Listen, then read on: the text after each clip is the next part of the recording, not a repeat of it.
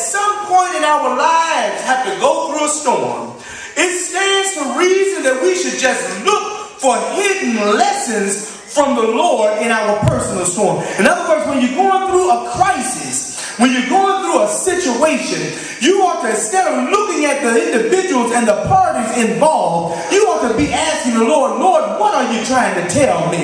Lord, what are you trying to show me? Lord, what are you doing in the midst of this storm? Oh yes, lesson application will come in handy when the next storm comes your way. When you're tossed and driven on the restless sea, lessons learned will help you stay afloat. Don't you know that the storms that you've been through ought to help you? Let me tell you, if it rains and we see how the rain affects our homes and our life, don't you know we ought to start preparing for the next rainstorm? Oh yes, there are many lessons to be learned when dealing with storms, but perhaps the best one that we can learn, the best thing I can ever tell anybody in here today to deal with the storms of life. The best thing I can do to tell you how to deal with the storms that may rage in nature. The best thing you can do when tornadoes come. The best thing you can do when hurricanes come. The best thing you can do when the storms of life rage. When you're having problems in your home and on your job. The best thing you can do is trust in the Lord. Oh yes, well in our text, the Apostle Paul will teach us a lesson in perseverance during the storm. Paul was a prisoner bound for trial in Rome. And on their journey across the Mediterranean Sea, a fierce storm arose. And the ship's crew did everything they could to fight the tempestuous winds and waves. And they couldn't steer the ship, so they let it go in an attempt to ride out the storm. And let me tell you something, sometimes that's a good thing to do, to just ride out the storm. Because when you ride it out, what you're saying is that I'm not in control. I don't know what the outcome is going to be. I don't even know why the storm came, but I'm going to ride it out trusting in the Lord.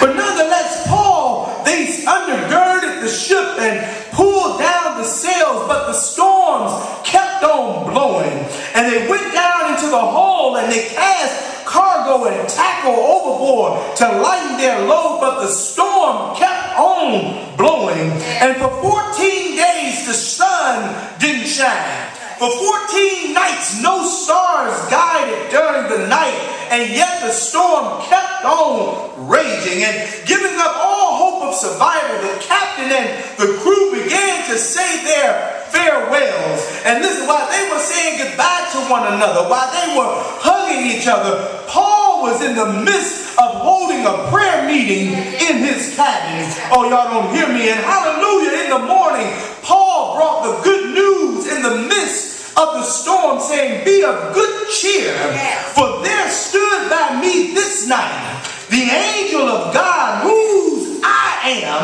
and whom I serve. Don't you know, in the midst of a storm, you got to know who you are, and you got to know whose you are, and you got to know who you serve. Oh yes, I don't know who you are, but if you're here this morning and you're going through a storm, I want to encourage you today to trust God. When the storms of life are raging, the best thing you can do is trust in the Lord. And if you feel like you're sinking in the threatening waves of adversity, I dare you to trust God. Proverbs 3, 5, and 6 teaches us the best lesson when going through a storm. If you're going through a storm, I dare you to trust in the Lord. Don't trust Dick Goddard. Don't trust Andre Bernier. Don't trust the plain dealer. Don't trust your raincoat. Don't trust your umbrella, but trust the Lord. Oh yes, but when you're doing it, you got to do it with all of your heart, not half-hearted. We got to stop compromising. Stop having one foot in faith and the other foot in filth. You know, folk can holler and shout all day long until the storms of life begin to rage. And the same folk that got the loudest amen and the loudest hallelujah, when the storms come, they helping you out. You got to trust the Lord with all your heart. Lean and depend totally upon him. But then the proverb, he said, not only that, but you got to lean not to your own understanding. How many of you know that our ways are not his ways?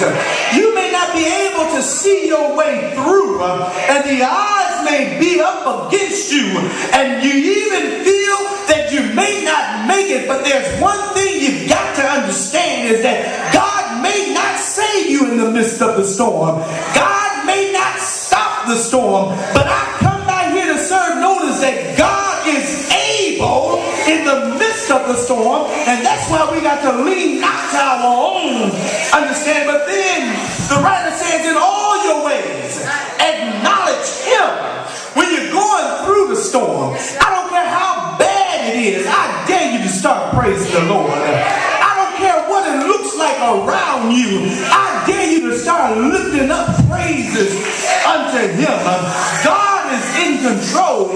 He's omnipresent and omnipotent. He's always there, and he's our ever-present help in the time of trouble. And so I don't know about you, but when I'm going through the storms of life, I've grown to understand that I'm not strong enough to fight it on my own. I'm not smart enough to think of what to do. I don't have enough money to spend. Don't you know, in storms,